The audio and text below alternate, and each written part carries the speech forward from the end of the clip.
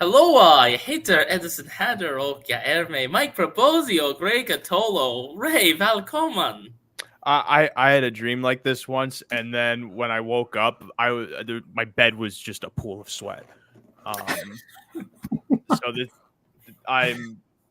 is really weird for me. Hearing Ed talk in a different language like that makes me think that the world I'm in is not the world I was in before. It's like I'm in my own Mandela effect of a timeline. Mike, Ray told us he was going to study and learn Swedish racing and Swedish and everything we needed for next week for Elite Lop, so I guess he's not there yet. Well, you didn't say the language. You were just wanting me to be familiar with the racing style, not the verbiage or. Have you watched a race yet? Of course I've watched Swedish racing. Okay. How what makes you think I'm some sort of Philistine?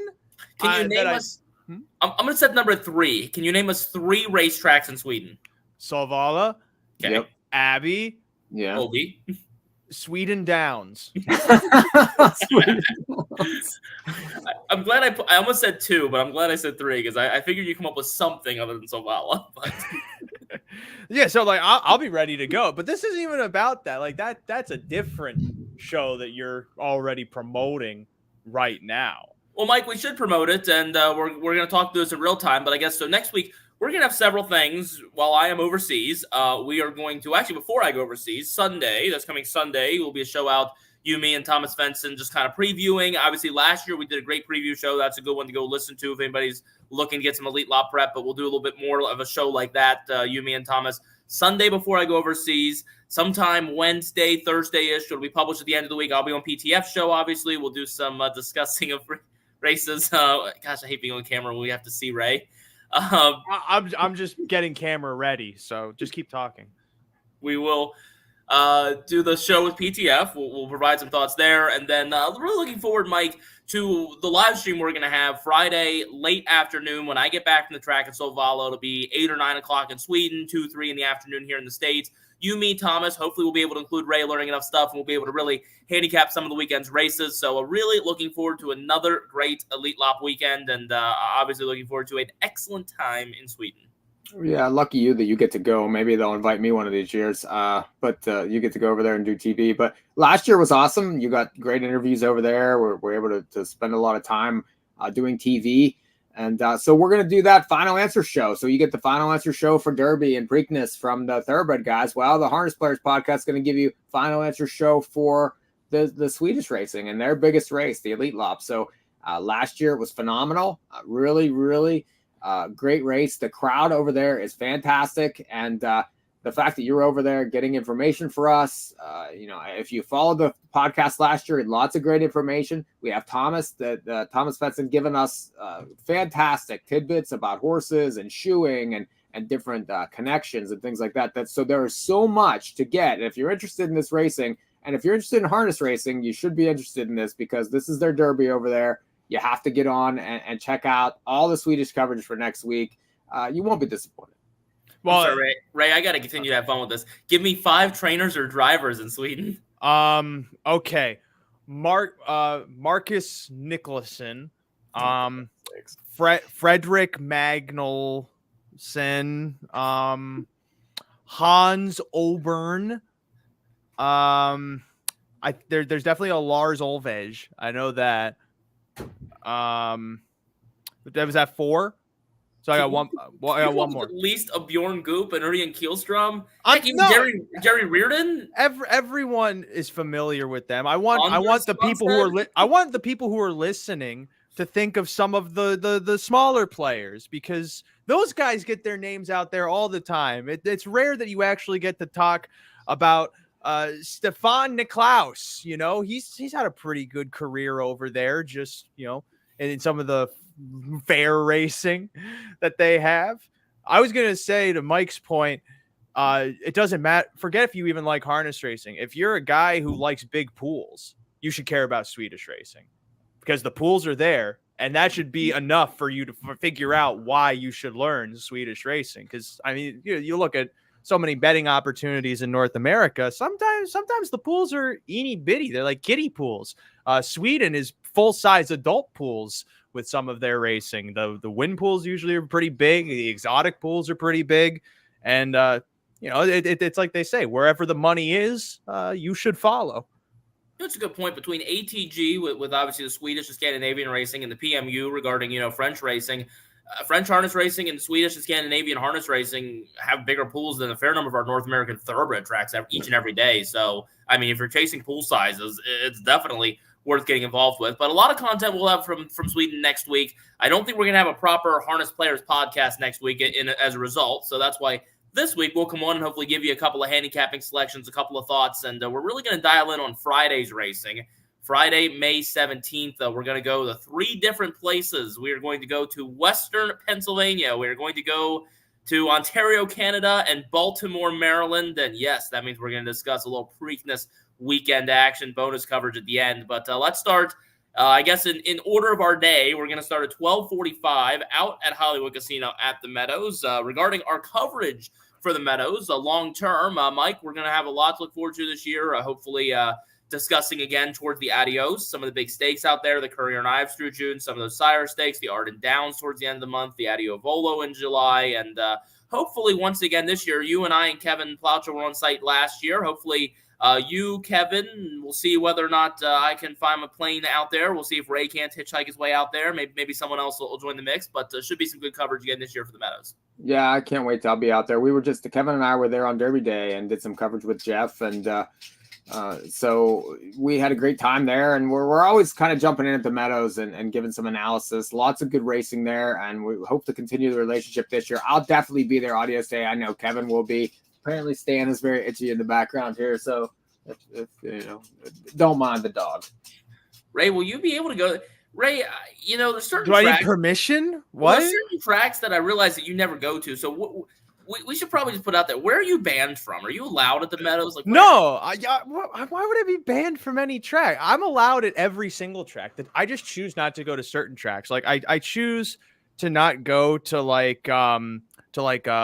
War Room Downs, for example, because I'm not a violent guy. I'm also not a big fan of Kidnap Raceway, just because it's a weird vibe over there.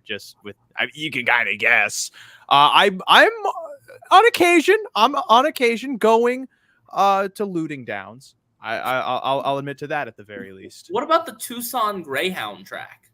I'm not familiar. I know that there are many dogs out in that state. Frank is probably banned there. Honestly, if you want to ask people who are banned, you should be asking my dad, not me. Oh, anybody's bored. You can go look up the Tucson Greyhound track. I got to credit Nathan Klein from the University of Arizona for showing me this. You can read all you want about the fictitious Tucson Greyhound track. But all right, we're devolving here, Ray, as usual, with any time you're involved in something. So races 8, 9, and 10 Friday. The Adios Betty, Pennsylvania Sire Stakes, 3-year-old filly pace. We got 3 divisions, and Mike, we are going to get to see some stars of the sport. It starts with race 8, field of 6, Geocentric, 9 for 10 last year. Actually, I start with Ray because Ray's got his big I was right moment here. Geocentric, 9 for 10 last year. The one loss came at 2-5 in the Breeders' Crown, and Ray did his whole voodoo magic. These horses aren't going to like the Hoosier track. Down goes the heavy favorite. No, I liked her inside of that race, but the long season kind of ate its course. That's what happens. I'm not gonna ring around the W here because the 1-5 was beaten by the 7-2. My girl EJ wasn't even like that big of a price when she won the Breeders' Crown final there. But Geocentric was 7th. Oh, okay, and a horse finished 8th. Whoa, that's never happened before. Well, what matters here is that she's still a good horse, and she very clearly has recovered from whatever incident she was dealing with to cause that 7th place finish with the pair of qualifiers, one of 54-4, the other in 51-4. That one a back half of 54 and change. She's fine. She's ready to go. That sucks because she's gonna be like 3, 4 to 5, if not lower inside of this race. So really, the only way you could play this is to try and nail some kind of exacta cold or something like that. And even then, it's like you're turning 1-5 into like 3, 4 to 1. Like sometimes that's great. It might be great inside of a spot like this. Just we're so far out. I I can't really presume there's going to be great value saying like hitting a 1-3 cold exacta, though. That's what I like inside of this race. I do like a Sweet Beach here, making her first start for Andrew Harris. Those 2 qualifiers are pretty good. I liked her for Irv Miller. So I feel like Harris should be able to build off of whatever Irv's done. And she gets a good draw. She should be able to work a good trip, and she could at least chase Geocentric home. And then that's that. Mike, I talked about this last a week on my coverage and previews of the Meadows that, maybe it's not the case here with Geocentric with her class and the price she's going to be. But some of these races early season like this, Sire Stakes, are kind of interesting because, sometimes you're going to get a better price on the horse that might have 3 or 4 starts on this year. And maybe that, extra fitness is beneficial against a horse who obviously might be more talented on paper, but first start of the year, first start as a 3-year-old, question marks there. So I don't know how many question marks you find with Geocentric specifically in this case, but maybe that's a point to try to get someone like Miraculous Day, who was the second choice in the morning line, out of the exacta. Yeah, I mean, recency matters. You don't know how they're going to come back from 2 to 3. Some that crush at 3 or 2 don't come back at 3 and find the same form. This horse appears to be a generational type talent. I mean, lost 1 race and was 2 to 5 in that spot. Who knows how she'll come back? But that 25-3 kick and that qualifier pretty much tells you she's probably going to be herself in this race. And there's not a lot in here that I think that really could take her down, even if she's not quite herself. So, but there's bigger fishes to fry here. Obviously, this is just the start of the season, and I'm sure that if they were second here, it wouldn't be the end of the world for them. I don't mind Miraculous Deo. I think that she could be a progressive type. She was racing well at the end of the season last year and made 172,000 despite only 1 win. So, and they're jumping right in here. McCarthy shows up to drive. So I'm sure that they're looking to have a big season with that one also. And we'll see how some of these, 3-year-olds come back. I mean, there's always questions. Well, race 9 is the second division, and Mike, we've got my girl EJ. Speaking of the Breeders' Crown champion from last year, she makes her seasonal debut here. Outside post 7 for her, and for me, I like someone else. But what says you? Well, I mean, we saw her on Audios Day last year, and she got freaky good towards the end of last year. Was able to beat, Geocentric in that Breeders' Crown, and ended up losing the 3 Diamonds final, but lost to a nice one in that race. So, I mean, she's obviously the one to beat. And it's another one coming back off a couple qualifiers. She looked good in those. But again, lots of things to go for this season. And I'm sure that they're looking at a lot of different races. So can you beat her? Now could be a good time to try. The problem is a lot of these horses here are mostly overnight types. She has a lot more class than all these horses. So I would probably just sit and watch this race. I'm concerned how Hatter has a horse to beat my girl EJ. Looking at what, not to say anything against the field, but it's what you're saying, Mike. There's a clear class divide. So I don't know how Hatter can extrapolate something else out of this. What possibly are you thinking? Okay, so it's not Sarasota Hanover. It's not. Okay. 5'8". Well, look, the argument's going to be maybe my girl EJ, and the unlikely she needs one off the bench. So I can't take another horse then that's coming off the bench too in exchange, right? I mean, outside post, we'll see how she works out the trip. And, I feel like, look, my concern is that she's going to be such a short price. I think that she has the potential to be way bet down. Everybody else's prices are going to be way inflated. And the one, Rocket Deo, for Brett Pelling, that was a good seasonal debut at Pocono. Second start off the bench, draws the rail. Maybe she takes another step forward. I mean, it's one of those things that I'm definitely not saying she is the most likely winner. But if it's going to be 1 to 5 versus, I don't know, 6, 7, 8, 1, 8 to 1, whatever it is, I think it's worth a stab. My girl EJ is definitely in the tougher spot here, having that outside post where she could much more easily get to the lead. Hatter, this is like flawless logic from your part. That one's got a tricky spot because don't forget that starting gate is like this. It's slanted. Like, it's not slanted like that, but it's tough to. It would be like, so you're like this. It's slanted like this, and so those outside horses are building their momentum. And my girl EJ is going to be able to swoop to the lead if she wants. That one's in a really tough spot. That's a from me. I don't see what price she could possibly be where it's worth anything. All right, Ray, take your 1 to 9 and turn the page. No, because you turn that 1 to 9 into like 7, 8 to 1 because Donegal Spirit's going to get second. I think this is going to be a great day. We just recorded the Plus show, and we talked about some guys are going to have massive weekends over at Pimlico. It's going to be a great weekend for Andrew Harris to finish second. He's going to finish second in the first division. He's going to finish second in this division to the favorite, and you can just make your money off of that. And they say losing races doesn't pay. It can. Is one of these two horses going to come back and win in the 10th race too then, or be second in the 10th race? Or is that no, because unlike even though harness horses are able to do that, we just don't like doing that anymore. Here was a comment. It says, no one is watching and you should have a bullet in your head for this. I'm not sure what Tommy, he must not like us. Nah, Ray.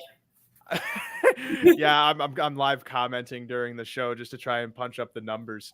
Oh, I meant it's about you, but it could be from you too. Either way, yeah. No. I mean, yeah. No, I'm there's a logic to it, but at the same time, no one really said the tree shouldn't fall in the woods, whether there were people there or not. That's my argument. Race 10, Ray, final division here. PA Sire Stakes 3-year-old filly pace, the third division. I mean, another field of 6 here. You got Andrew Harris, so you're gonna have to go somewhere else. That honestly, I had no one where I knew they were going to finish second. So this was probably the hardest handicapping challenge, and honestly, it's the most even race because you have Can I Get a Loop Loop, who was just kind of like a second string Burke Stakes horse last year. She's well bred. She figures to be okay, depending on just how the year goes. But she's the most logical. She could win off the blocks. She's going to be the favorite though, so I don't really care. 3 Passion Stowe seems like the next most logical and might even be like my top call inside of that race, but she's coming off that second place finish at Mohawk where she kicked home in 26-4, gaining off the pocket trip. That was a 50-3 mile. Everyone's going to see how fast that was. And I mean, she could even be the favorite for all I know inside of this race, just off a line like that. She did well when shipping down to Pennsylvania for some Sire Stakes stuff last year into the Andrew Harris barn. That's the through line. Okay. This horse might get second actually. The 4 What's Up Hand, like these are all the most obvious ones. To me, I'm thinking I'm against Can I Get a Loop Loop, presuming she's the favorite. I would hope the 4 What's Up Hanover does okay because she's been in terrific form, and it's nice to see a guy like Eric L get a really nice horse. She's won 4 straight. She's going for 5 straights. She swept the Weiss Series over at Pocono, beat older mares down at Rosecroft. So she gets a good draw. Problem is the trip is probably going to force her to have to go first over. John is on Bellucci for whatever reason. But, I think Pennsylvania Sire Stake is a great place to break your maiden. And not many horses are able to do that. This is a tough race to talk about right now because generally this is one where if I was watching it, I would just bet whoever's the best price because I don't have the prices in front of me. I have no clue. Not going to be the best price, but Can I Get a Lop Lop cannot lose this race. I'm so glad that Ray and I are finally back on different sides of the aisle. If anybody's listened to the Plus show that we did on the thoroughbred side, the middle pick 5 at Preakness Day on Saturday, like Ray, it was like freakily concerning how similar our tickets are. So I'm very glad. I know it was like I was shocked that you finally learned how to handicap after all of these years with the way you mapped that ticket. I thought you were trying to figure out how to handicap and not give us the Ravens although 30-1 special. But Mike, what do you see in this race? You guys still really haven't given the winner, and that's the 3 Pass and Stowe. I think has some back class at 2. Has returned pretty well. Those qualifiers had big kicks and raced well. 26-4 on that qualifier. 25-3 on the qualifier. 26-4 in the race. So I think that this horse has some interesting numbers here. Probably has the best kick in the race. Should get a setup here, especially in these. Sometimes these PA Sire Stakes can get a little quick up front. This horse is going to roll late, and I like the progression for this horse. I like that Merriman gets on, and Pass and Stowe for me in the 10th. All right, well, we will have to quickly discuss some Mohawk stuff. We'll get to the Black Eyed Susan Pimlico Friday. We got to go quick, though, because Ray Catola wants out of here before the end of the Celtics game. Mike, he texted me the ticket. He hammered the Celtics tonight, minus 1430 money line, and he is about to cash a ticket, it looks like. Sorry, Ray, I don't want to jinx you. What's hammering for Ray? What's hammering? Do we bet $50? What's hammering? $14.30. He is going to profit $1. He's going to go to the grocery store and buy a single piece of candy and enjoy that profit. That could get you 2 bananas, depending. Make sure, you really should. Bananas are, Ray, but you can buy a lot more grapes or bananas. Like you gotta unpeel them like at the store, right? Because you're paying for that weight. You gotta, by weight.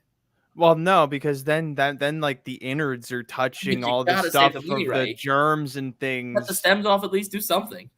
No. I mean, everyone knows the trick, but I can't talk about the trick because I don't know if everyone listening to this is cool. All right, but if they were, then they could learn the trick. But I can't share the trick with people who aren't cool. That's just like the bro code. Woodbine Mohawk Park Friday, Mike. We have got some exciting stuff for Mohawk this coming year. We've got obviously going to get really rolling here at the end of the month with our standard weekly shows for Mohawk. Going to put them in the mix. We're going to discuss right up through some of the big races here. North America Cup obviously is really not that, a month away, right? Everything comes up once quick, right? Mm-hmm. Mohawk Million comes up in September. Obviously, a lot of other stakes, the Wellwood, all these other stakes in Mohawk coming out throughout the summer. So, Mike, we're going to get Mohawk back on the show. We're going to get you paid, and you can add more Chanel bags when you're hooked back there behind you. Yeah, we need more Chanel here because Corey needs more Chanel. Don't lie, we know it's yours. We're gonna keep doing the pods, and hopefully we can. And so everyone, check out the newsletter too. In the moneypodcast.com/harness. Definitely check it out because then the next live stream you see, there's gonna be 5 more bags back there. Yeah, so if you're not signed up for the newsletter.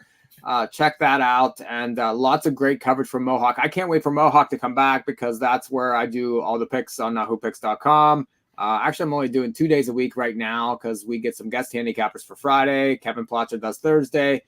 Tuesdays are coming, though, in June. So huge coverage of all the stakes there. We always have lots of great opinions, and the Mohawk shows are coming back, so hopefully you can find those weekly. And thanks, John Rao was pointing out North America Cup. Ray, you're big in the publicity side of our sport. I'm petitioning. We need consistency because normally I get that right saying North America. I think I'm biased because now working at Yonkers, the North American Amateur Drivers Driving Association, whatever it is, we need consistent words. We can only use either North America or North American. Don't start with this crap. We can only use driving or drivers. We need consistency. No, because this all bleeds back towards the bastardization of language, all right? Because everyone says it wrong does not mean we just de facto say it's right, all right? It's still, when you're describing something that's myriad, there are myriad consequences. There are not a myriad of consequences. But because everyone says myriad of consequences, you can go to an English professor and they say that's the correct way to say it. And we can't do that with you can do that with some things. I'll admit with some things, but Mike, in terms of just sentence structure, fantastic. All right, Mike, let's move on to the third race on Friday night. We got the Philly Preferred Pace. So all you have to do he's back is just accept there's no N in the name. Like there's an N in North. But then in no other part of the name of the race is there an N. And it's the North America Cup. Race 3. Friday night, Mike. The I'm muting myself. Pace. Sylvia Hanover makes a return. Now she's 4. Always been a little quirky, her racing style. Some of these races, you always wonder if she's actually going to get there or not. Always kind of interesting to watch some of her races. So she comes back. Prohibition Legal, second start of the year. Obviously, some other talented ones in here. Silver Label, second start of the year after winning as the favorite last time out. So we're kind of getting to that time of the year, Mike, where, horses like so much more to Barn Dogs watching, plenty of back class to them. They've got starts under their belt. Other horses, like the other 3 I just mentioned, first starts of the year, second starts of the year. So, again, it's an interesting time of the year because there's decisions to be made on how much you do or don't want horses off the bench. Yeah, it's a great time because the best horses are coming back now. Everybody's if they're going to be racing this summer, they need to start getting themselves ready to roll. And Sylvia had, she lost an overnight last year. If you look back, she ended up in that Philly Mare Preferred on September 23rd, and the Barn Dogs watch and beat her that night. So We've seen this fish before a little bit, but she's basically a once in a lifetime type of horse. So would it surprise me for her to win this race? Not at all. It's just be fun to see her come back. And she's coming back against a bunch of toughies. I mean, Prohibition Legal is a freight train up at Woodbine. I mean, that's a really nice horse. Silver Label, she's back. She won some stakes last year, made 500,000. Tells on a Roll's been very good so far this year. Has 6 wins at 8 starts. So much more. I mean, she was the queen of the Open up there for how many years? I mean, she's made $1.6 million. And then, like I said, the Barn Dogs Watch and beat Sylvia last year in a very similar spot. So all these horses have chances. And I'm sure that there are other, engagements being prepared for a lot of these horses for the summer. But it's going to be a fun race. And it's always good to see how they come back. The 4-year-old year can be really tough, but not much has been tough for Sylvia so far. I mean, she's been dominant in her first 2 years. Ray, I feel like you're going to give us the strong anti-Sylvia case for some reason. Am I correct? Well, he's still muted because he muted himself. I'm here for that. That works too. Mike, you just want to go to the 11th race? Okay. Hey, hold on. I was talking here. Why one of you guys mute me? Muted you. No. I would never do that. So okay. Sylvia Hanover, you have to remember, has her targets. And this is May, and the first big mare race is in a month. You're saying this isn't it, Ray? This is not the big comeback spot? Unfortunately, the $36,000 fillies and mares preferred when you're a horse like Sylvia Hanover is not the main target. It might be disappointing to some people, but there's some good races down the line. It's either the Roses Are Red is the one that's on Cup night, not the Milton. The Milton's the one that's later it's one of those two. That's correct. Yeah. Roses Are Red is first. Yeah. So that's the first stop on her calendar, i.e. she does not need to be fully torqued. So the question with her is, does her natural talent trump the need for like being conditioned super race ready for where she's going? Is she just that much better than horses like Prohibition Legal and Silver Label? That's an interesting question. I think those are the main two, beyond just like your typical overnight dominators here at Mohawk. Like Tells on a Roll's been really good in the preferred of late. So much more. I think she's starting to age out a little bit. She might be going more towards just like a winter type of dominator, given where she's at. Same thing with the Barn Dogs Watching. So it's possible, but at the same time, Sylvia Hanover is her most beatable first start back. That's just been the trend off of one instance from her 3-year-old season when she came back against older. So with her in this race, you're going to get some value on the Gallucci horses. The edge between, I always thought Prohibition Legal was a nicer horse than Silver Label, but they swapped last year. And at the same, I feel like there's still room for Prohibition Legal to step back up because she had soundness issues. She didn't come back until late in her 4-year-old season. So she's had 6 starts maybe in the last 2 years. And that most recent one, a little flat, chasing that kind of speed off a pocket trip. So I don't know, maybe you give the edge to Silver Label again. But she's going to be the second choice to Sylvia Hanover's 4-5. So that makes her 5-2. Silver Label might be the chalk in the race. I mean, I can see it. Well, I tend to think Silver Label, Sylvia Hanover take money. But what was wrong with Prohibition Legal last time when you look at the fact that she went with Tells on a Roll? These two went at it 26-1 opening quarter, got shoved in the pocket, 54-1 to the half. Prohibition Legal draws much better now. Also a second start off the bench. I think that could be potentially the value in the race. I mean, I won't be shocked if Sylvia Hanover comes back and wins, but assuming she takes the kind of money that I think she could, I think she could also not. So I think, again, another race where you're kind of want to see the toe board when we get there and get to this race on Friday night. But Prohibition Legal is probably the way I'd lean if the betting goes the way that I think it will. But real quickly, Ray, race 11, Filly and Mare, non-winners of 15-50 in their last 3. It's race 11, which means it's super high 5 time. That's why we tossed this in. We just had a mandatory payout up there. Obviously, we're hopefully going to get a couple of them this summer to talk about. Obviously, these are always great betting opportunities, although it's difficult for you, Ray, because you struggle to find the winner, let alone the 5th place horse. But, the all that was a tough race for the mandatory, especially because you don't want to think it's going to play obvious with that amount of carryover money at play. And then you get an obvious horse like freaking American History going to win. But I was right. I was right about the Greek Freakin' side of that one. I said that he was the key. You key around him underneath and then spread around. And it paid what, $8 million? I don't know how much it paid. It did pay like what, 500 for 20 cents? The Mando? More than that. I think it was near 1,000. It was near 1,000. I've never seen $1,000 in my life. So this race is tricky. You're betting minus 1430 basketball teams. Of course, you've never seen $1,000. Yeah, no, I make terrible decisions. Like I went to school, and so this race, Need to Breathe is the morning line favorite. The only thing I have to say is if she opens the favorite, she probably wins. If she's not the favorite, I'd be totally against these are connections that sometimes when the money is on them, they're ready to go. Like the sharp money really comes in for the Cullens, and she's coming off an okay qualifier over at Flamborough, 58-4, just kind of strolled around there. You know, this is not Nauer's a $14,000 group, and on top of that, the other main horses are what? Twin B Tipster, deep closer. There's Mulligan Philly closes. Mystic Wild Rose closes. Zeb's Breaking Dawn closes.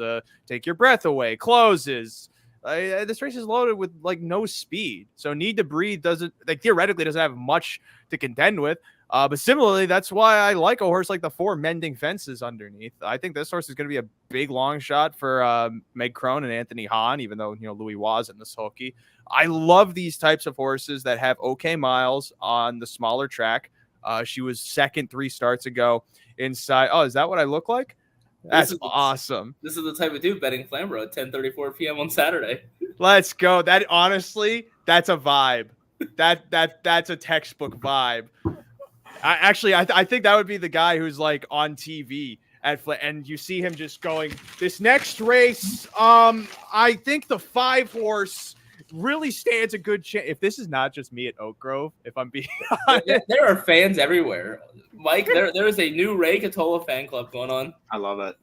I mean, are you done, or you have anything else to offer on this race? Because I was trying to just purely talk about this race, but apparently I'm bigger than I am when I'm trying to just focus on the racing here. Mending Fences is this type of horse that I love. The small track ones that do okay, that move to the bigger track. This horse only has small track lines. Sure, on Feb 16th was up the track in 55 and on winners of 2. I don't care. It's going to be a big price. I think the 4s they use underneath, Better's Punch might make sense here. She's probably going to try and show speed to the inside. But ultimately, if the 5 is the favorite, good luck beating her. Mike? Well, I mean, Need to Breathe was, racing up near the preferreds last year. Basically fell down the ladder and hasn't been seen since February. Now, this is a pretty low spot for this one here. These numbers of $1,550, and then you have a qualifier, you have a prep. She's probably going to go. She's probably going to win. I could see Better's Punch, but the 2 races since she's returned really haven't been very good. 9th in both races. Now, this is a big drop for her. She was in the super final last year and just missed getting a check. So another one probably that needs to be considered. It looks like a bunch of, it looks pretty chalky in here. I could see the 10 a little bit. Zeb's Breaking Dawn, 1-3 back, and then it's had, tough posts, tough trips. Did kick 26-2 last time, despite being 82-1 versus numbers of 9,050. This is a huge drop for this horse too. Could get ignored off the post. So I would probably key the ticket around the 5, thinking, like Ray said, she's probably going to be good to go here. And then it's wide open underneath. All right, well, plenty more Mohawk coverage to come for us. Plenty more Meadows coverage to come for us. Real quickly here, wrapping up the show, a little bonus coverage. Friday racing at Pimlico. It means it's it's George E. Mitchell, Black-Eyed Susan Stakes Day, race 13 of 48. While we're on the topic, just a real quick thought. Ray, I'm looking at you when I say the word quick. So, I feel like I watch the Derby all the time and sit there and whine at 2 p.m. Oh, gosh, there's going to be 6 races run over the next 5.5 hours. Then I look at a card like Black-Eyed Susan Day, and I'm like, wait, that's it? They're going to start at 11:30, and by 6:23, they're going to be done 14 races? I don't know. There's got to be some happy medium in between of spacing races on big days, right? No, I'll tell you this. We mastered it at Oak Grove, okay? We managed. I shouldn't say we. I had nothing to do with this. I was sitting in a chair.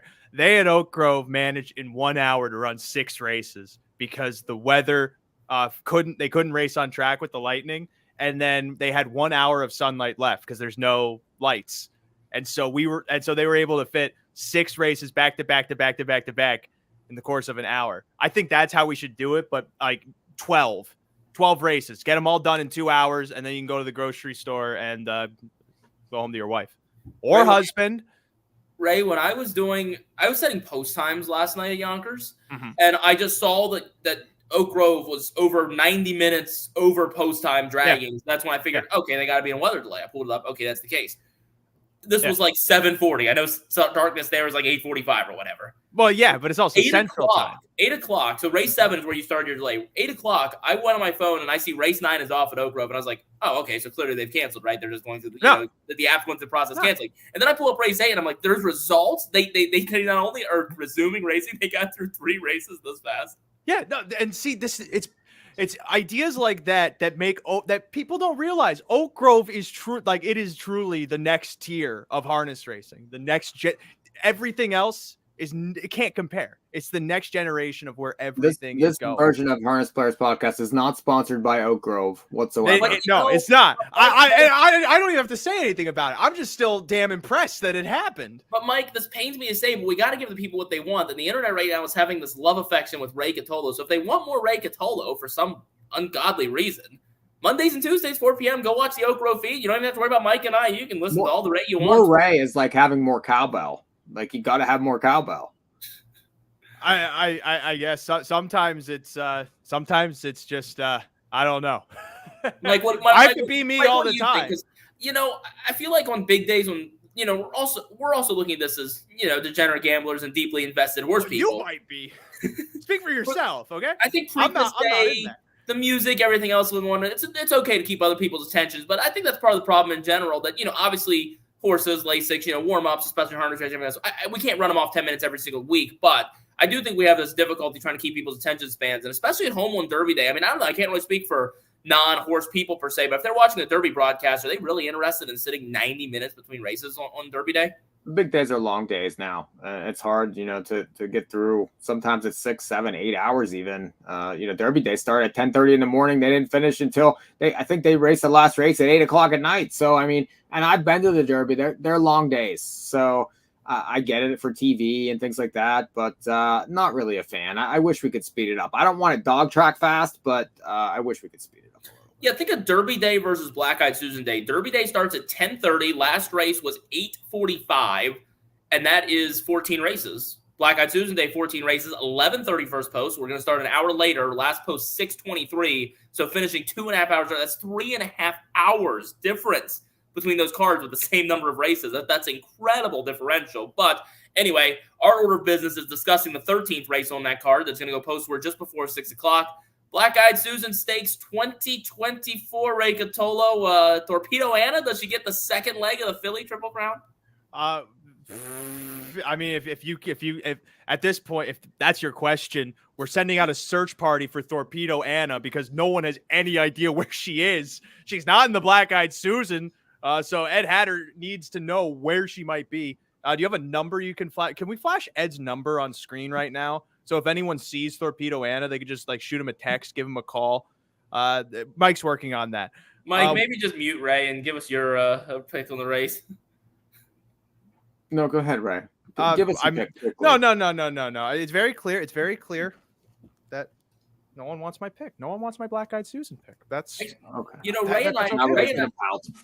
Ray and I are in sync at Pimlico. It's okay. I know Ray and I have the exact same thought at Pimlico again here. It's Lemon Muffin. It's D. Wayne Lucas this weekend, Mike.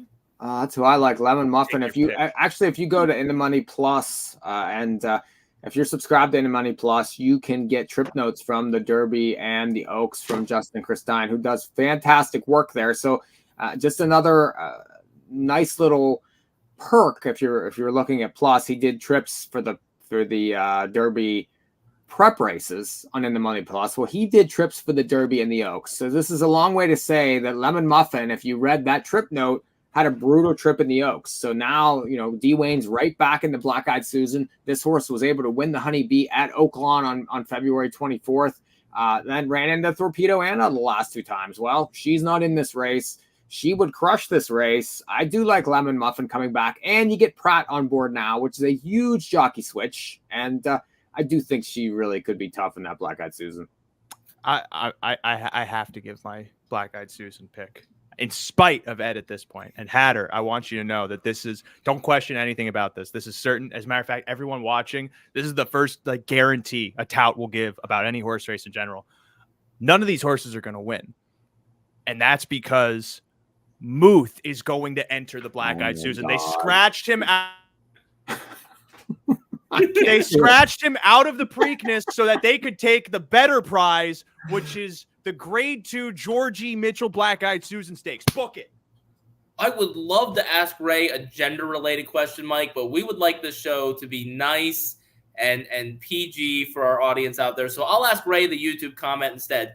Does Jiggy jog Saturday at the Meadowlands? Oh, is she in on Saturday? I don't actually know this either, to be honest. So we're all learning new stuff here. This is probably. But he was over in Sweden. What happened to that? What races are there really for her this time of year? They might try to campaign her.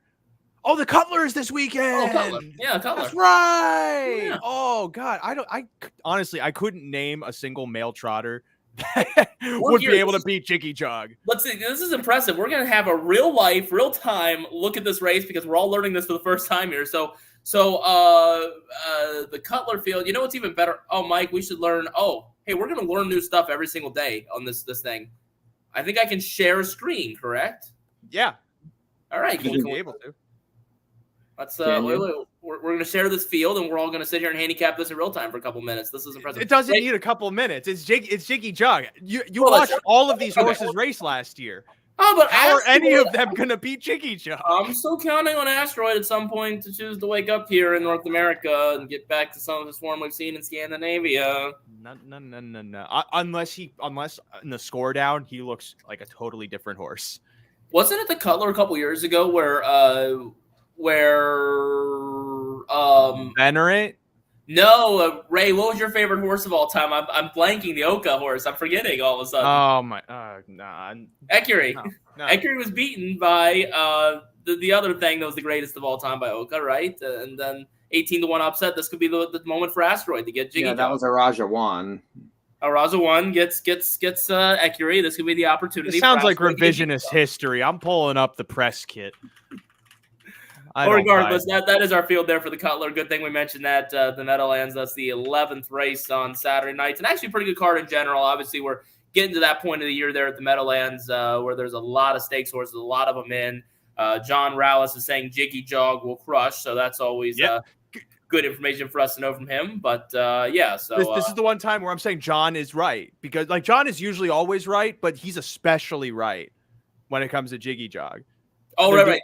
And he says Raja won the. Oh, and John's also correct here. Raja won the Crawford, not he misspelled Cutler, but Cutler. Yeah, that's right. That's right. Yeah, exactly. Yeah, that's right. It was Ecurie who won the Cutler, I believe, and then gets crushed down to 1-9 in the Crawford. Then Raja wins. But either way, it's a race earlier this year for Oka. Asteroid back to the winner's circle, takes care of Jiggy Jog. Well, that's a nice race though. I mean, Hill Exotic, Southwind, Tyrion, Venerate, Jiggy Jog. That's I think Jiggy Jog win that race, but. Yeah, the only horse that could possibly challenge in that field is Venerate, and even then, I have no idea where he's at, because he had kind of a weird end of the season last year, but when he came back last year, he won this race fairly handily. Just got a really good trip. It's also telling that Bryant's not driving. Scotty. Well, anyway, hey, we got some bonus coverage in there. We've given you everything we possibly can here for the weekend. So hopefully we've given you some winners here on the Harness Players podcast. We definitely hope you join us in the future. I think we're going to do more of these live shows too. It's not a positive to have to look at Ray Gatolo's face, but I suppose everybody else is happy with everything. Ray's back on his phone. Ray, it's over. The Celtics won. You cashed your bet. Everyone's happy. Go spend your money on Preakness weekend or bananas or whatever you want. Oh, no, I was just trying to make sure that my girlfriend didn't want a treat or something. You should get her some Chanel. That's the key. Actually, there's not really much room for Chanel back here at the moment. It's too big. It's too occupied by green, which that hasn't stopped you from the looks of it. Goodbye. There. All right, we'll talk to you next time here, Harness Players Podcast. Best of luck to you this weekend. The Preakness, all these stakes action going on the harness side of things. Hopefully everything's winning bets, and we will talk to you next week. And for me, I will speak to you from overseas in Sweden, and via the power of technology, we'll connect with Mike and Thomas and possibly Ray back in the States. And we'll hopefully give you some Solvalo winners for Elite Weekend next weekend. But for now, again, best of luck this weekend. We'll talk to you later here from the Harness Players Podcast.